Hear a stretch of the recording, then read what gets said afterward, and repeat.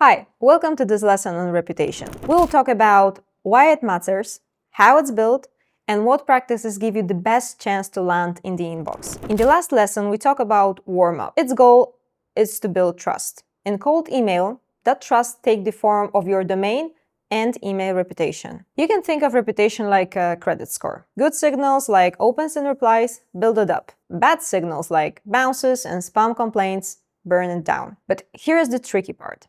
Your reputation is not global. It's built separately with each email service provider. So you could be doing fine with Google, but Microsoft may see you differently and push your emails to spam. That's why you need to build trust with all major providers like Google, Microsoft, Yahoo, and so on. Now, how do you actually do that? It starts from the very beginning, your first impression, so to speak. You have to keep in mind that email providers have one core job: keep the inbox spam-free, scam-free, and relevant. So your sending behavior can't look like something a spammer would do. Spammers usually do this: buy a fresh domain, set up email accounts, and start blasting emails right away. That's why younger domains are often treated as suspicious by filters and blacklists. To avoid this, you want to let your domain age. No sending in the first few days or even couple of weeks. And this used to be a standard practice, but it got lost when cold emails shifted towards horizontal scaling. Still, if you want to build long-term reputation, letting your domain sit for a couple of weeks is something to strongly consider. Now, back to the spammer. After buying the domain, they also send a large volume right away. You can set yourself apart by keeping volumes low and human-like. That's why the current best practice is to send up to 50 emails per day from a single account. Here you can see the real data based on over 5,600 mailboxes active in the last 90 days. On the x-axis, we have daily volume per mailbox. On y-axis, the engagement. Accounts sending 1 to 50 emails had much higher open and reply rates. Higher volume groups performed worse. It's not just the volume per day, but it definitely plays a role. Next, let's talk about interactions and engagement. Spammers typically get poor engagement, low opens, no replies, and a lot of spam reports.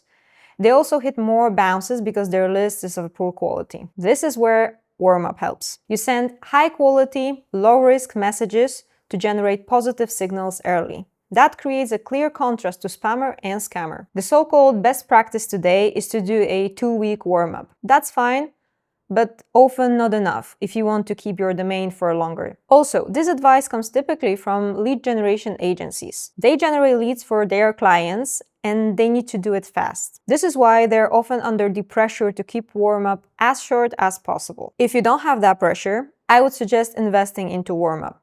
It will be your foundation for a long-term sustainable sending.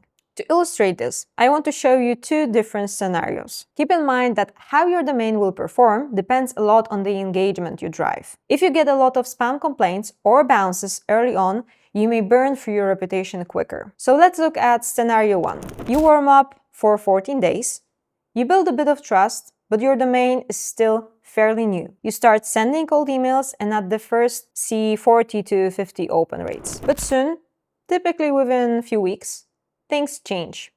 Negative signals comes in, no opens, no replies, maybe even some spam complaints. Because your foundation was weak, your deliverability starts to fall apart fast. By the day 45 to 60, most emails land in spam. Your email accounts may even start to disconnect much more often.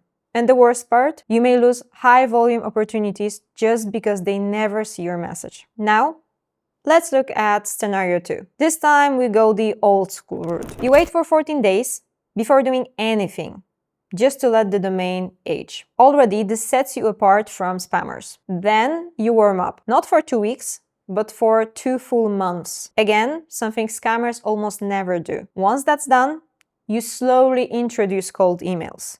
You keep total volume under 50 per day by balancing warm-up and cold outreach. For example, 25 cold emails, 25 warm-up emails. Now, your reputation is stronger. It can handle more stress, like spam reports, low open rates, or a few bad leads. It won't break under pressure the way a rushed setup does. So, can you do cold outreach after just 14 days of warm-up? Yes, but your accounts will burn out faster. You will need to replace email addresses and domains more often.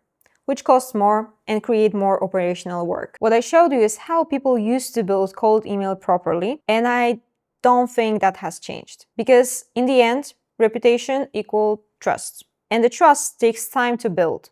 Some agencies are already shifting it back. You will see 21-day warm-ups or even longer. Now, if you are in a rush and you want to get going sooner, I will show you how to start sending quickly while being in control of your reputation in the process. Join me in the next lesson. I'll walk you through exactly how to get moving fast while setting things up for long-term success.